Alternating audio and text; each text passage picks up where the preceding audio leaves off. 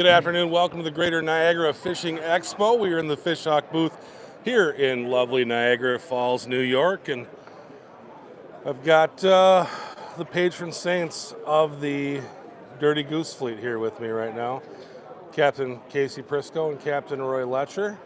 Gentlemen, welcome to the show. Hi, Chris. How are you? Hi, Chris. How are you today? I'm awesome. Get to hang out with some really cool captains, talking a lot of Lake Ontario. This morning we did some Lake Michigan stuff. Yeah, I met one of your Michigan guys. He's a cool dude. Yeah, Captain Phil. Yeah. His fellas were all here for a couple days. It was a lot of fun hanging out with those guys in New York, but really good dudes. Tell me about what you guys have been up to since the last time we saw you, I guess last year. What have you been up to in the off season? You go ahead first, Roy. I haven't been up to too much. Hold that mic right up here. I haven't been up to too much. Been doing a lot of ice fishing, that's for sure. Yeah, I seen you out there chasing those Shot fish. a few nice deer. Yeah. Looking over tackle, getting stuff ready, getting the new gear ready, and getting excited to see what Christmas presents I get in March from Casey. I just got a bunch. AJ, if you're watching this, you only get one. We get the rest. I got engaged. Yeah, that's right. That happened. She's a great girl and makes me a better guy. They always say you should find somebody that makes you a better person, and I did. So I was lucky enough to do that. Some of us need that more than others. I was desperate needed that for sure. You're right on that. Getting tackle ready, boats ready. I purchased one more boat for the fleet. So I'm working on getting that rigged. Just got a bunch of baby Smithwicks from Fish USA. I joined Fish USA's pro staff team this year. Excited about that. It's I can't say enough about them. They're a great company to work with. Innovative, willing to listen to the angler's needs and get what we want and need out there. Sometimes it's more about wanting than really needing, but it's cool to see that they're willing to listen, adapt, and make what guys that are on the water every day, all day, want. Custom tractors, custom rods, you name it, they're willing to do it, and it's awesome. It's definitely, I'm excited about that. I'm excited to get back on the water. There's a lot of ice and snow still. The lake's a little low, but I think with the snow, ice, melt off, I'm hoping it comes up, and I'm definitely ready to bend some rods and make some memories with people. It's you don't realize how much you really love to do it until you're not doing it. And granted, there's a ton of other things I like to do as well, but took up snowboarding again. You know, I'm not Shaun White, but I'm getting there. You know, you might see me X Games. I don't know, Chris. You know, you might be seeing me on the big screen. You know. We know that ain't happening. I'd be He doing does it too much. There'll be no knees left. 2400 helicopter, Indo, backflip, something like that. You know, I'm gonna start small. You know, but we'll see. I'm just excited. It's been a great show. A lot of great people. It's always great to catch up and chat with guys you haven't seen or haven't talked to in a while. And the salmon school's going on. I hear that's awesome. They're having a good showing. I met a guy, Ross. Some guy, Ross. Yeah. He's an all right dude. I think big water fishing or something. Yeah. He's an all right guy. You know, he's a walleye guy. Mm-hmm. I had to show him what a drag was. Yeah. That was cool. You know, it's nice to be able to show somebody something new. Yeah. So he learned about a drag, and I might get him out in the boat. You know, I'm not really normally redheads are a little weird. Ross is a little fiery. He fits the weirdo, but he was a cool weirdo. So we'll see where it goes. You know. He stopped by and talked to me this morning. He said he's been having a lot of fun with you over there. Yeah, he's a good dude. He is. He's a fish head. He's a fishy guy, and no, it's first time I met him. You know, I've seen him. You can't miss his ugly face. So it's like, well, that's that idiot. There he is, and everything I expected of him. He's hit it. You guys have a lot of things in common. Yeah. Yep. Well, not as much as you think, but yeah. I think it's a lot more than you think. Nah, a lot more than you're willing to give. Yeah, we'll see. I'm gonna see where our friendship goes. You know, I don't know if we're having dinner together yet, but I'll throw something at him. Yeah. Well, how are we kicking off our season? I know, right now, there's a lot of ice on Lake Ontario. There's a lot of ice on Lake Erie. When do you guys think you're going to get in the water, and what you're going to be doing first to kick your seasons off this year? I'm hoping the sooner the better, but we are thinking probably, third week of March? Yeah, I've been watching the extended forecast, and it would really just need a real warm up. If the Little Salmon River gets open water and we can get the boats in, they're going. It's time. I love that early season. Less boats, a lot of unmolested fish out there that are willing to participate and bite, and it's action-packed trips and it's fun. You know, it's a good way to shake off the winter blues. That's one of my plans this week, is to check out the ice at the docks, and I want to fix my dock a little bit. I had a little ice issues and leaning a little bit, so I'm going to fix that up. And boats are ready. I organized the spoon cards. I got some nice spoon cards from Matt French. Got a Rochester. He took over Big Al's spoon cards, and it's just nice to be organized and see what you have. Typical. Trump calling me. Hey, Donnie, I'll get back to you. You know, but it's organization. Me and him will have a day where we re-leader all of our lead cores and single colors or flat lines, and the boats will be in as soon as possible. They're ready. Oil changes are done. They're winterized. You just got to summarize, put the riggers on, and send it.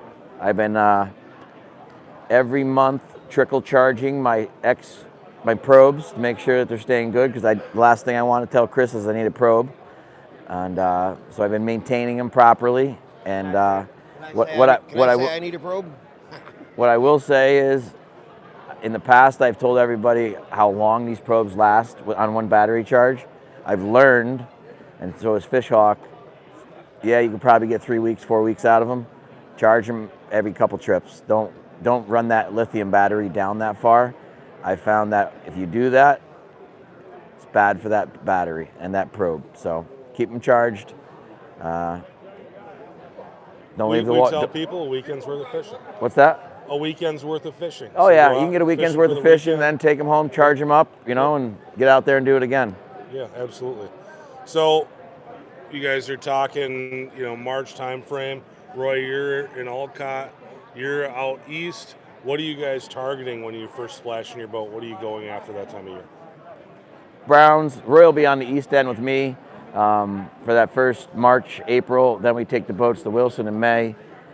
Wilson for the month of May. I leave, take 3 home. Roy stays in Olcott, Headley Marina in Olcott. Beautiful marina. If you're looking for a place to store a boat or use you need a dock, get a hold of Roy. He can get you in contact. Headley's is really nice. They've been above and beyond for us. I know it's a new marina. It's close to Roy's town. We do stay with Kevin in Wilson when we're there. It's just where I've always stayed. Roy ends up staying at the Airbnb. It's like a whole fishing family there for a month, and it's pretty cool. Roy's a hell of a cook, so if he catches his limit of fish and he's in, we let him cook for us. Some days. That's pretty big. Yeah. Macaroni and cheese. Yeah. Macaroni and cheese and mac ramen, and cheese and hot dogs. Ramen noodles. Hot dogs, and maybe boils a pork loin. At least it's warm. But now we'll target browns to start with in March, and then some lake trout. And you never know. Sometimes the lake gives us a gift that early season. We see some kings or some Atlantic salmon. You really don't know till you're out there, and that's the cool thing about fishing. You until you start doing it, you don't know what the season's going to like. Are the fish going to be big? How'd they winter? Are they small trout, big trout? You don't have any clue, but it's still exciting getting out there and going and doing it. So you guys will start on that east end, chasing those browns, going after some Lakers, and then we come to Wilson in May, and that's where things get hot and heavy out of the Niagara bar. Things get a little crazy out there. You bring some boats over here, so you've got kind of a little bit of fleet over here in Wilson, and for that May thing, you're running a lot of trips. Tell people about what that bite is like in May in Wilson. Wilson in May, it can be really good first thing in May. It could be sometimes April. Sometimes it's going to be second week of May. It really depends on the ice boom and how the fish wintered, but it's the perfect storm. Nutrient-rich water. Bait comes in. If you have the buffet there, you're going to have people wanting to eat, and that's the Kings. I've had Chris on the boat several times. He brought Trevor. He brought a couple other guys, and it's Anglers West. We've done some Anglers West videos. Myself and Captain Roy did it in Fisherman. If you want to check them out, they're probably on Dirty Goose Sport Fishing's page, or you can go on YouTube and search them. That fishing's explosive. Most years, silly amounts of salmon, kings, cohos, lake trout. Occasionally, you'll start to see some steelhead coming out of the Niagara River. Occasionally, in Atlantic. But that king bite there is the best on the Great Lakes. Guys from Michigan, Ohio, all over Wisconsin traveled to come see that bite. It's pretty amazing most years. Yeah, last year was a little wild. different. We had a ton of east winds, and that wreaked havoc on us lake wide. But it's amazing fishery, like he was going to tell you. Yeah, the coho fishing was outstanding. It's going to be good this year. I'm glad to see that it's going to be stunted a little bit, the fishing. It's not going to happen so early in April. Yeah. Let them fish. Yeah, Erie froze this year, so that should keep the water colder, and that delayed a little bit. The ice bridge that is below the Niagara Falls there, it's going to take a little bit longer than normal. Everybody believes, talking to the river guides and everything, that before it breaks out. And I think when it breaks out this year, we're going to see ice. We may see ice in May still that's coming out of the river, because it may take that long through March and April before that ice bridge breaks. Yeah, we're not going to see a good warm up until somewhere around May in the lake, but when it happens, I think it's going to be better than the last couple of years for the big kings. So how does that affect what you guys do? Having that ice there, how do you guys think that's going to affect how you guys fish, especially early in the season? But will it have an effect on what that fishery would look like even in August, with the temperatures the way they are, with the ice coverage, and just with the lake taking a little bit longer to warm up? Yeah, I think it can happen real quick. There'll be days like in Wilson. I remember years we go out there and you'll go out and you're catching some cohos and some browns mixed in, and you're in shallower water and some lake trout, and you'll hear of a guy catching a king, and then you'll hear about another guy catching a king or two, and then all of a sudden everybody's catching kings and they show up. So I think that cold water it can change super fast. It really depends on the weather and the winds. The transition phase in June might be later because of how cold it is. It might happen quick. You could have a warm May. There's times in May we're in shorts fishing out there, and there's times in May that I have bibs on and a hoodie and a beanie hat because it's cold. Mother Nature she decides at the end of the day. But as far as it affecting the whole year, I think once you get past the transition stage, like last year, we never really got a lot of warm water in the lake. Like relatively fishing the east end, most of the time our thermocline's 90 feet and deeper. Last year, for the most part, it was 55, 60 feet down. It was like the lake stayed cold all year long. And I don't know if that had to do with the east winds or why. I mean, we had a decent summer, but we had never had a real warm lake, and I don't think I used 600 or 700 copper that much last year. And to be honest, there's a lot of times I used that on the east end to get to where the temp is, or 150. I mean, 2 years ago, he was fishing riggers 210, 220. That was his spread. 210, 220, 230 rigger in August. Yeah, that was lovely. Fish hawk down 270 was 58 degrees, 270 feet down. Big west wind blow, and that was in 500 feet of water. He found that temp. That's how much warm water got packed in. But just shows you, like, fish hawk red down there. That was key, because those fish did not want to be in 68 degree water. Mother Nature's cruel. I think the transition this year, we're going to see a June transition finally. I've been doing it 35 years, and the lake is, like you said, Lake Erie has the ice on it, the ice bridge is there, and the water's going to stay colder, and it's going to be just like fishing back in the late 80s and early 90s. When it starts, it's going to be happening. But we're going to have a transition, because the lake's going to slowly warm up this year instead of just warming up. We got so much snow to run off all the way around the lake. It's going to keep everything back a little bit, but when it happens, it's going to be crazy. You guys talk a little bit about what your Wilson program looks like when you're out there, let's say in May, and you're chasing kings. And I know last year was kind of a strange year because the kings were not there like they normally were. You guys, it was pretty much a coho program. But in a typical year when we're king fishing out there at that time of year, what does that program look like? I'll let Roy go first. Well, everybody knows I like to run spoons as much as possible, and that time of year I like to cover water. So I'm a spoon guy, and they'll bite the spoons. Casey likes to run a lot of meat.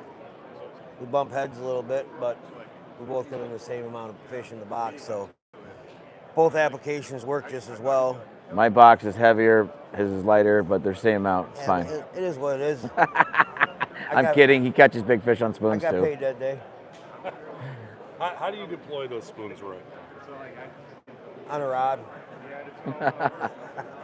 I'm running them that time of year. I'm hoping to fish her in the top 60, so I can run them with 200 and 300 coppers, and I love running lead cores, 4, 5, 6, and 4, 5, 7, and 10 color leads. A couple divers, a few riggers, but if the fish are in the top 60, I just ask people to move out of the way because I'm going to come through them. I don't move. We're just going to keep covering water, and when we run 3 to 3.5 on the surface and cover them up, and we're going to get them. I showed Casey that technique once or twice, and he still don't believe it. And he was even No, I believe in it. I just can't watch it. You know. He hates it. Yeah, I drive. I look forward. You know, birds on the water, something like that. That's me. 3.5 miles an hour. I'm check out. What are your favorite spoons that time of year, Roy? What do you got sitting on the back of the boat ready to hook up? I'm a big Dreamweaver and NK guy, so I love my Dreamweavers. That time of year, I'm going to be running a Caramel Dolphin, Lemon Ice, a Roy Boy, definitely a Laser Spook, and then what Shane painted up last year for me there, what they're called, this is crazy, hemorrhoids. And they work. Can't keep them on the shelf at Sonny's or the Boat Doctors. They're a great spoon to have in the high water column where the water's a little bit cleaner. And but like I said, it doesn't matter if it's a mag or a regular size that time of year. I'm running just mainly Dreamweavers and NKs because they're speed tolerant. They'll run at them fast speeds. So you're a fast guy. What speeds do you like to run? Whatever I got to do to get 3 to 3, 2, 3, 3 at the ball that time of year when I'm running my spoons. I'm moving. A lot of guys will say when they see me at the harbor, were you trolling or were you on your way in? I'm like, I was trolling. Because there's a little bit of a wake on the side of the boat. I'm trolling. I don't have no bags in. I'm just moving, spending Casey's gas money. It's good for him. It is. He's got it. All right. I got his. Let's hear yours. Meat. It's going to be meat. I'll have a spoon in the water just for Roy so he doesn't yell at me all day. But meat on every rod, and I love them when they're deep. I want to catch them down 80, 90, 100, 120 down. And I'm slow. I like it slow. Fat guys don't run. Fat fish don't want to exert a lot of energy. So they're opportunistic, slow it down, keep it in front of their face longer. They don't have to come up shallow water where they don't want to be. Kings don't like sun, and they don't like to be shallow. They'll be there if they have to be. That's where the food is, but they don't want to be there. And I've learned that if it's deep water and slow, atomic meat, stinger paddles, Gibbs, okie fish, the bullfrog, whitefish, green Casper. I know. You missed one of your favorite spoons, Two-Face. I listen.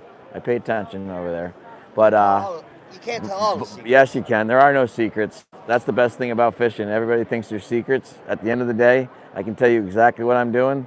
It don't matter because there's days it'll work for me and it won't work for you, and there's days it'll work for you and it won't work for me. Just help somebody out in the water. That's the motto I like. If you can help somebody become a better angler or catch one more fish, or why not? Why not give back? You know, I was fortunate enough. Guys like Roy, I've learned from him. Captain Pat, AJ, Andy Bliss, Cold Steel, Tom Burke. The guys I've gotten to fish with have all showed me everything that I've learned and become, and I feel like I owe it to somebody else to give it back, pay it forward. You know, it's no different than buying a coffee at Dunkin' Donuts with a guy behind you. You hope he does it. Well, I'm doing it now, paying it forward. You know, my report at a seminar, schools. We have our salmon school coming up, salmon trout school coming up in March, and it's the most rewarding thing to have people come in and ask questions and be able to help them become a better angler, something you're passionate about, to be able to help them become better at what you're passionate at, and watch a text come in, hey, I got him today, appreciate your school, or Roy will call me and go, hey, I'd seen a guy at Boat Doctors, and I gave him a spoon, and look what he sent me. It's a picture of him and his kid with his kid's biggest fish. Boy, that solid. That's what it's about. No different than you being a dad, following your kid around like you do, like an amazing dad that you are, and chasing your son and your kids' sports and watching in that moment. Like, I talked to you on the phone about it. You can how passionate you are. It's awesome to see. Well, one of the things that I wanted to ask you guys, we've been doing this a long time together now. I've interviewed you. Roy, I've interviewed you a few times. I've interviewed Casey probably more times than either one of us wants to talk about. What's a question that I've never asked you that you're like, man, I wish he would ask me that? You asking him or me? Both of you.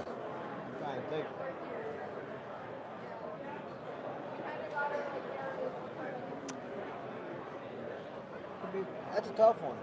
It's a good question. I typically ask what's something that you wanted to talk about that I didn't ask you, but is there something out there that you're like, man, I'd really like to talk about this, and he's never asked me about that? Oh, Roy's got it. I think, maybe we should have asked how Casey treats his guys. That's a good question. He treats us pretty good. Whatever we need, we get. When I could be home today and say, hey, Casey, I need something, and he'd leave the show and come help you.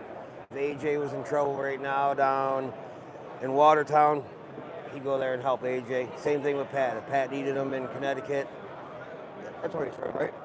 Vermont. Casey would get in his vehicle right now and start trailing his ass there to get there. He's one hell of a boss, lets us do what we want, doesn't give us any restrictions. Just don't lie to him, and he'll do anything you want to him for you, or anything you need, he'll get it for you.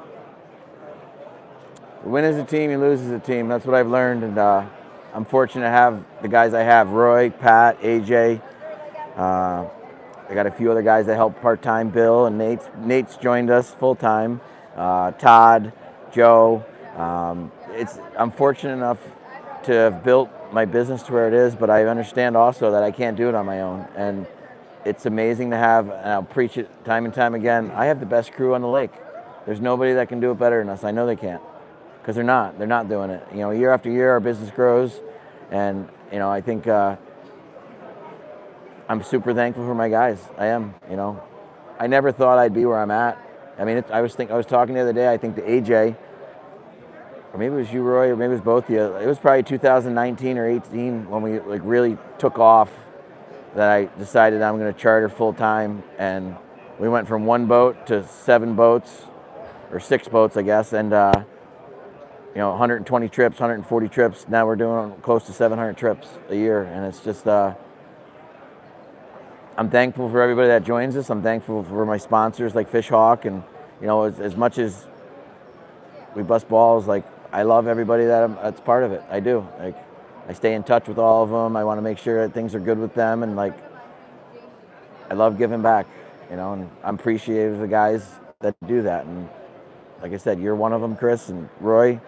It's a great family, fishing family. We can bust each other's balls, and it's almost like we're like brothers. There's times that Pat will get mad, or Roy will get mad, or I'll get mad, or AJ will get upset. But at the end of the day, when we see them, they know you need a little boost. Like, hey, good job today in the water, Roy. Or AJ, you got him, kid. Nice job. That we're all here for each other. And catch each other at the dock, in between charters, bust balls. It's fun. I'm fortunate. I truly, I say I'm living the dream. I really am living the dream. Yeah. I'm kind of disappointed you guys didn't call me and tell me we were wearing green shirts today, but that's fine. I guess I'm kind of like the guy you don't talk to as much, but I get it. Yeah, I didn't know either. I just supporting the girl. I could be wearing a Dirty Goose when I got Pure Vita charters, and I like the color. Yeah. Looks good on you. Yeah, looks better on me. So, you talked about all the people that you work with. You do a ton of trips. Here's a good question, I think, for you. What makes a good charter client? So if you could pick your favorite charter client, what is their profile? Who are they? Anybody that wants to show an interest. There's no perfect profile, what I can tell you is we adapt. If you're a good charter captain and you want to grow your business, adapt to your people. You don't have to, and you don't have to catch a ton of fish. There's two things you can control as a charter captain on that boat: the environment and the effort. I don't care how good you are, how many tournaments you've won, how long you've done it. You're not always going to catch them. You're not always going to fill that cooler, but you can always be a cool individual to spend time with and have experience with. And if you're giving 110%, not sitting on your ass, being lazy and complacent, because, oh, they're just off today, there's a low pressure, high pressure, bluebird skies, they're just not biting, currents. You're out there and you're changing, rifling through, trying to figure things out, direction, speed, temp, all over. If you're willing to do that, I don't care who you are. I want you on my boat. I want every one of you people to come see what I love and experience with me. And I'm fortunate because Roy's the same way. Pat's the same way. AJ's the same way. Joe, Nate, Todd, Bill, they're all the same way. And that's what makes the difference. That's how you grow as a company, as a charter business. It's not a revolving door of people. You need to build your business on who you are. And if you're willing to put the time in and do it, sky's the limit. And I'm proof of it. I'm nothing special. I'm a guy that loves the outdoors and loves to fish. But I love to watch people catch fish more than anything. So I get to feed my addiction and get paid and make a living. I have I don't care who you are. We take them all. Yeah. On the client thing there's different clients. When some guys get on the boat, they're just killers. They want to kill something.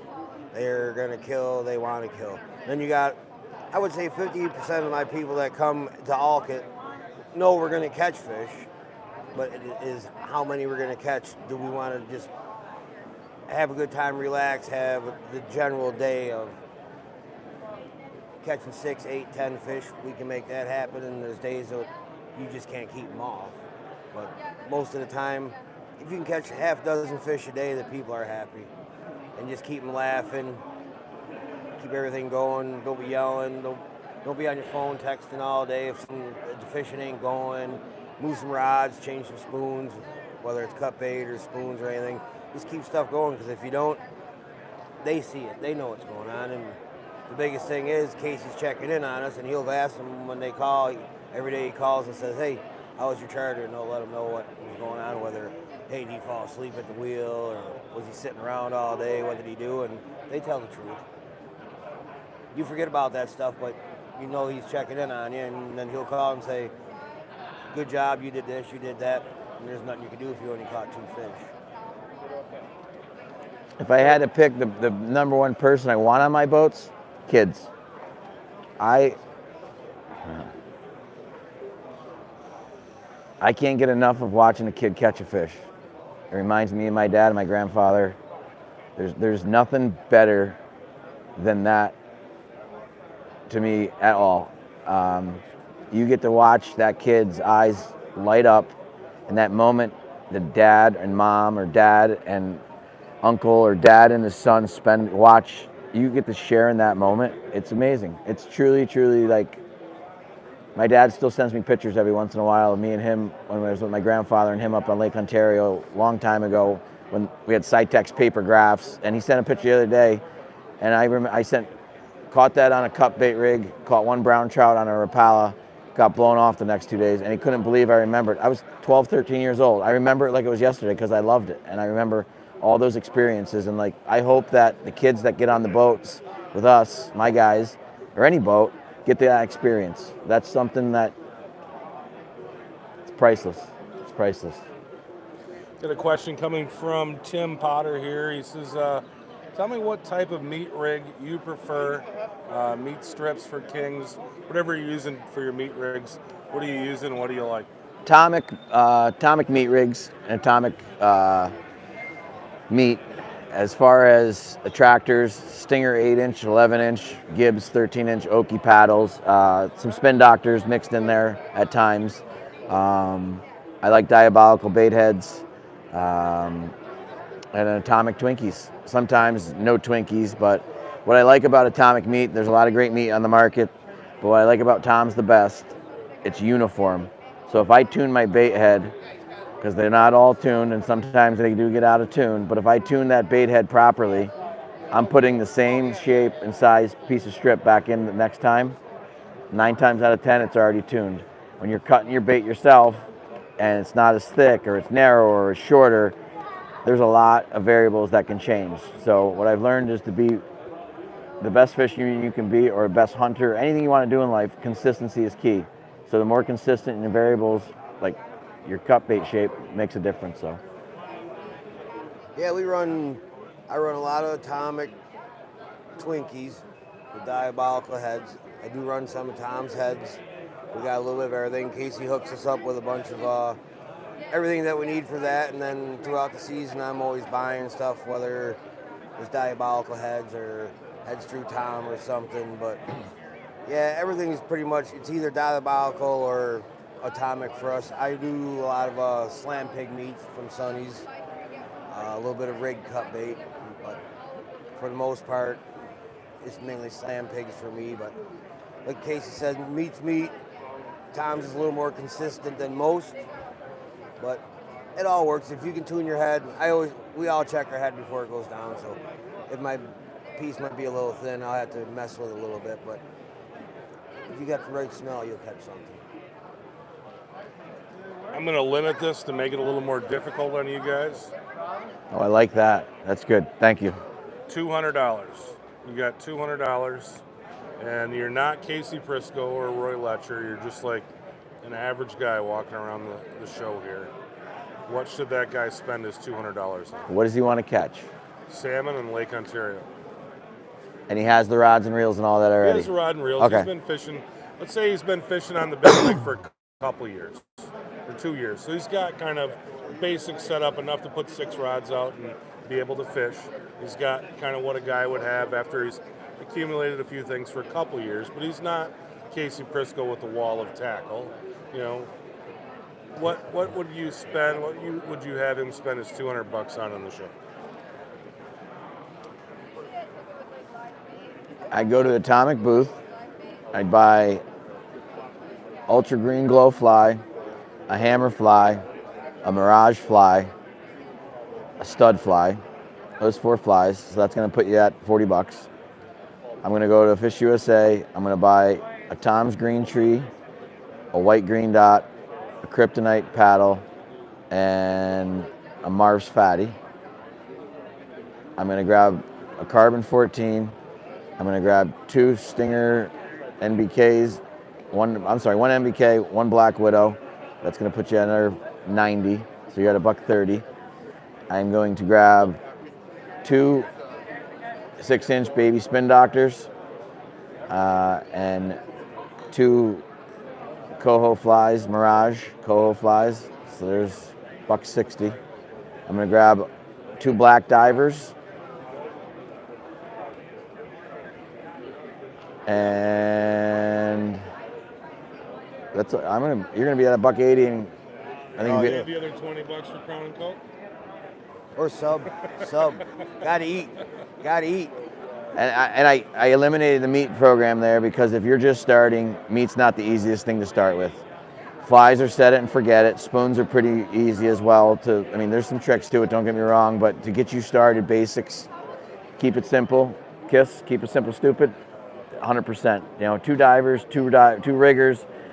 Yeah, if you want to get out there and put a core lead or copper out, don't be worried about tangling. Tangling's angling. You're never going to learn to run more rods if you don't do it. But I think that would get you in the ballpark of being able to catch some fish. Yeah, I'm with you there. I'd be more me. I would only have probably 2 or 3 flashers and 2 or 3 flies, and then the rest would be spoons for me. They're a little bit easier for guys to work with. They're a little more speed tolerant.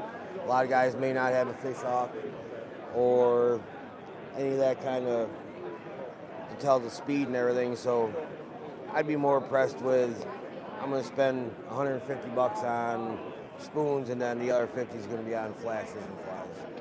I would take my $20 extra that I have. I'd go across to the casino. I'd get that up to about $250, and I'd buy a Fishhawk TD so I can tell my depth and temperature because I don't have a probe yet. One day, I'll get one of them new lithium ones that they got there, Fishhawk.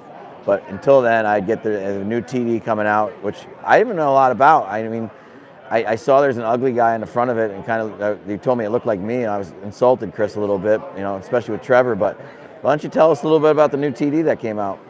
Yeah, so the new TD Connect, basically what we did is we took the TD, which was very popular, but there were a few things that we got as far as feedback that people wanted to see better. They wanted to see something they could charge. They didn't like the fact that although the battery lasts a long time, when we're talking 7-year life on the battery, they didn't like the fact they couldn't charge it. So we've got a lithium battery in there that's got 3,000 charge cycles in it.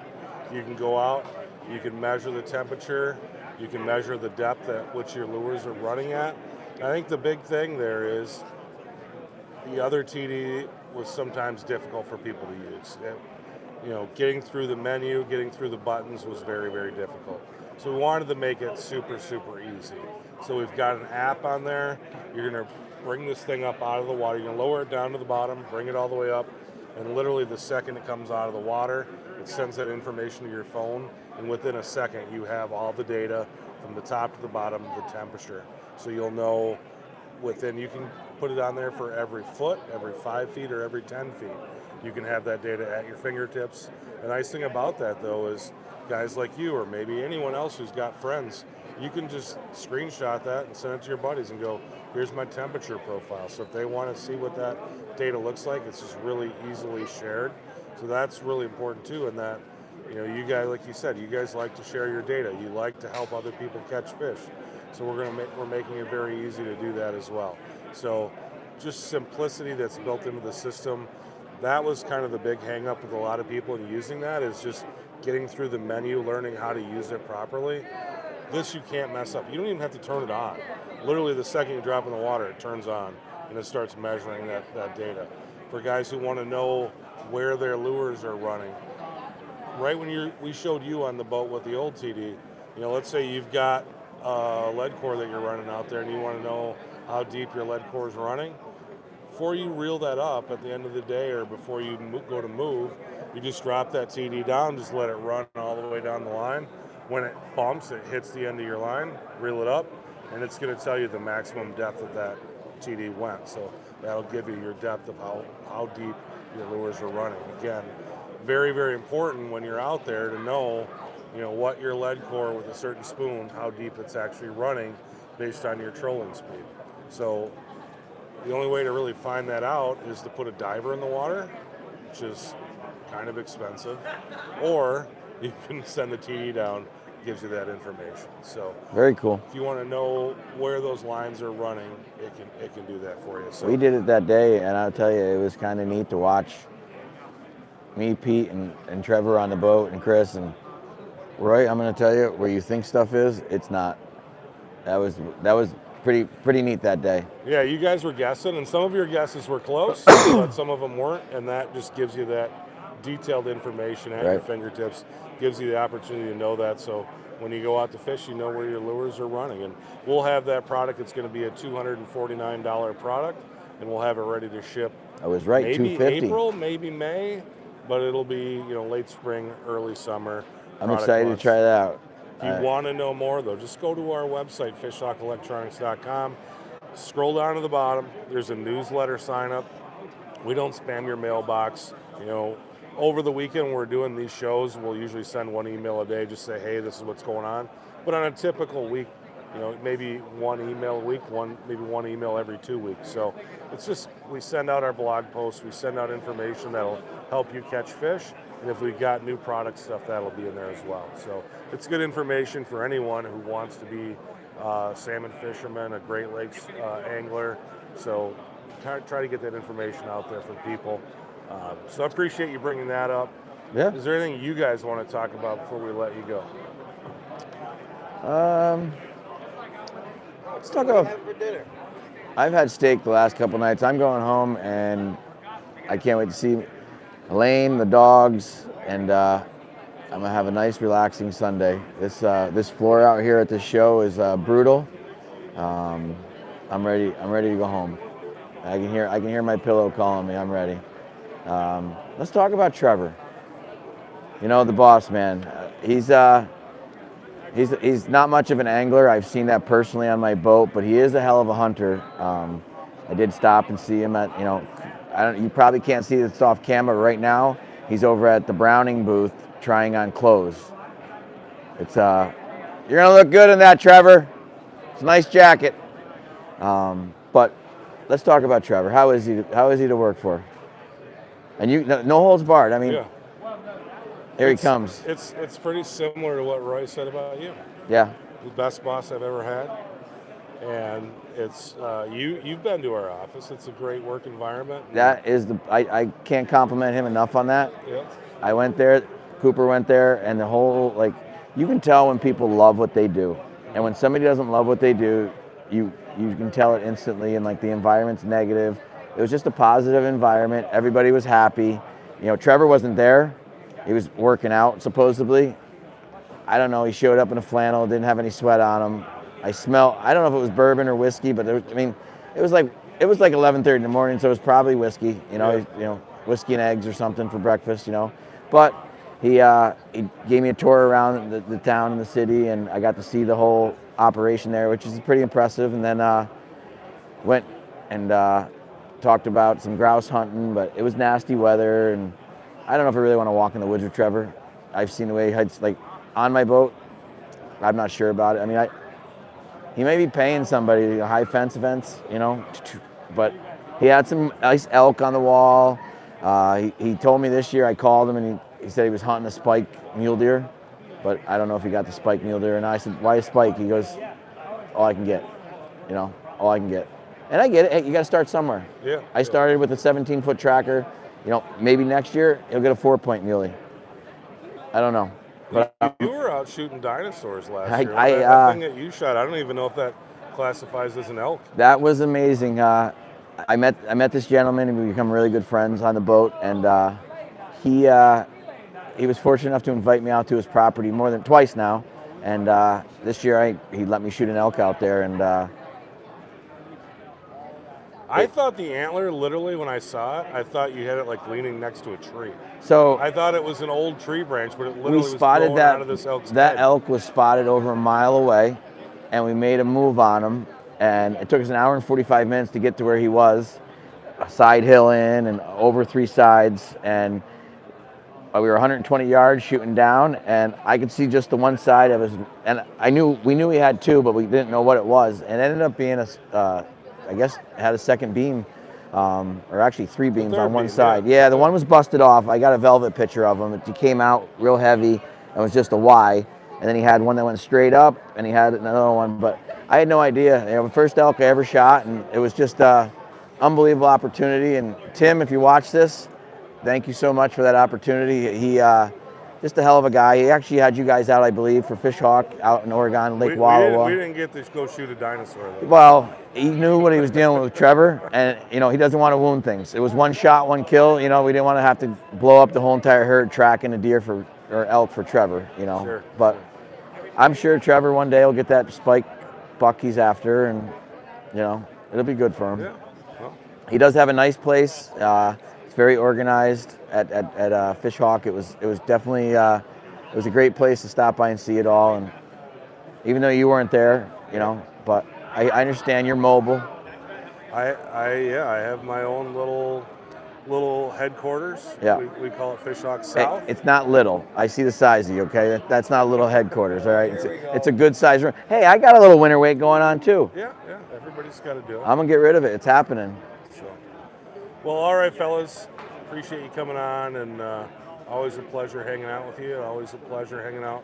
I get to see Captain Roy usually every spring, and we're hanging out at the house. And yeah, are you gonna make it out this year, May? I don't know.